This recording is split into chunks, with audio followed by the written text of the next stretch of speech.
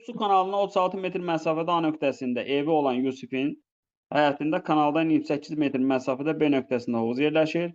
O kanalın üzərində elə bir yerdə su nasosunu quraşdırmaq istəyir ki, həmin evin həm də hovuzunun su ilə təmin etmək üçün ən az su borusu işlətsin. Bildik.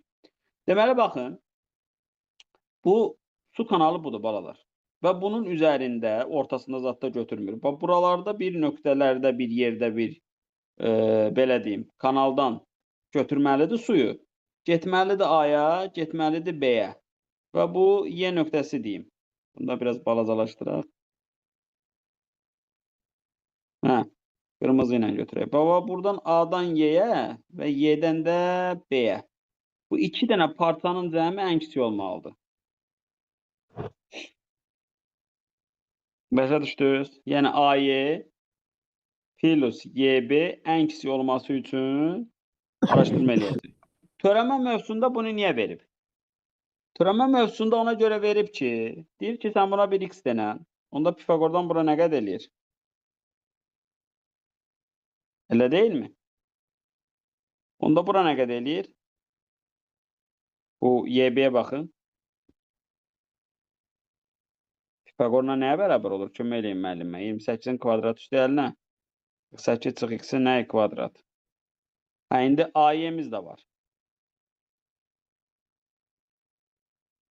Bu ikisinin cəminin ən kiçiliyini araşdırasın. Onda nəyini araşdırırdın? Törəmə ilə. Amma onu 36'nın tapmaq... kvadratı olmalı değil. Hə. İndi onu tapmaqda adamı bezdirər axı. Elədirmi? Taparım. Amma adam bezdirər. Bunun qısa yolu nədir? Baxın, həndəsədə belə bir gözəl anlayış var. Bu anlayış nədir? Bax, bu 3 nöqtə arasındakı məsafə. 3 nöqtə arasındakı məsafə. Görürsünüz? Bunlar. Cəmi, yəni 3 nöqtənin əmələ gətirdiyi məsafənin cəmi o vaxtı ən kiçik olur ki, o 3 nöqtə bir düz xətt üzərində olsun.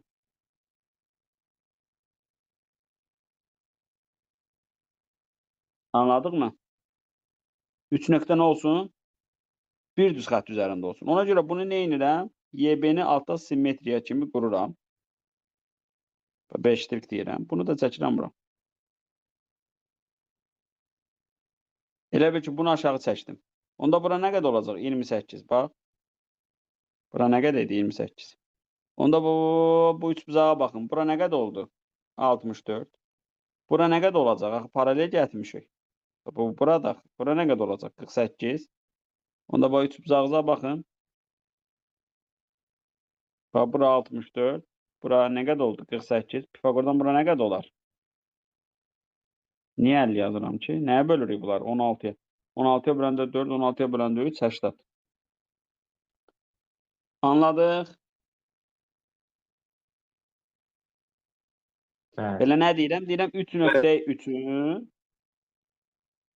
o 3 nöqtə arasındakı məsafə anlayışı, yəni o 300 götürüb birləşdirəndə alınan parçaların cəmi o vaxt ən kiçik olur.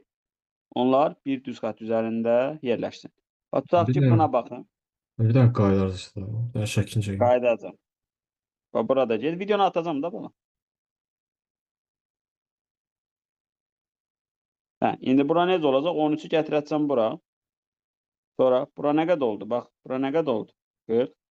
Sonra bura nə qədər oldu? 30. Çünki buranı simmetrik gətiribsən bura. Onda 40, 30 bura nə qədər olacaq?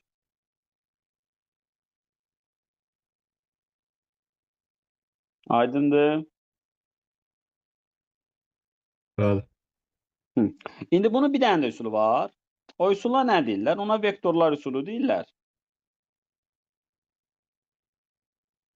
Vektorlar üsulunda ümumiyyətlə modul anlayışında, bütün riyaziyyat mövzularında modul anlayışında belə bir bərabərsizlik var.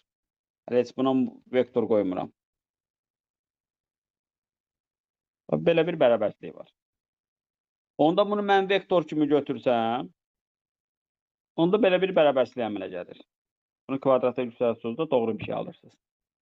Yəni ayrı-ayrı vektorların ikisinin modulları cəmi böyük bərabərdir onların cəminin modulundan.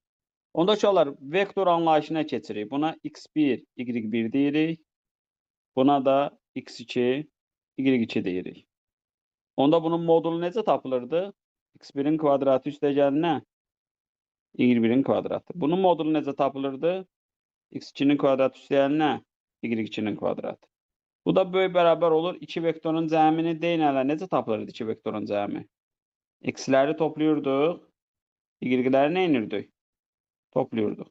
Deməli, bu böyük bərabər olacaq. X-lərin cəminin kvadratı üstəgəl Y-lərin cəminin nəyi? Kvadratı. Bax, buna deyirlər Minkovitski bərabərsizliyi. Bax, riyaziyyatda böyük bir bərabərsizlikdir. Məsələn, siz bunu kvadratı yüksəltməklə də doğru bir şey alarsınız. Ən çox olimpiyada ilə məşğul olan şagirdlər bunu bilirlər. Olimpiyada proqramına aiddir. Amma görürsünüz ki, mən bəsit dedim, vektorlarla dedim. Yəni, indi bax, bunu ona necə tətbiq edirsiniz? Bax, elə bil ki, böyük bərabərdir, necə götürdük? X-ləri topladıq, kvadratı. Y-ləri topladıq, kvadratı. Anladınız? Deməli, siz burada onu belə yaza bilərdiniz. Nə oldu? Niyə etmir? Hə. Baxın, belə yaza bilərdiniz bunu.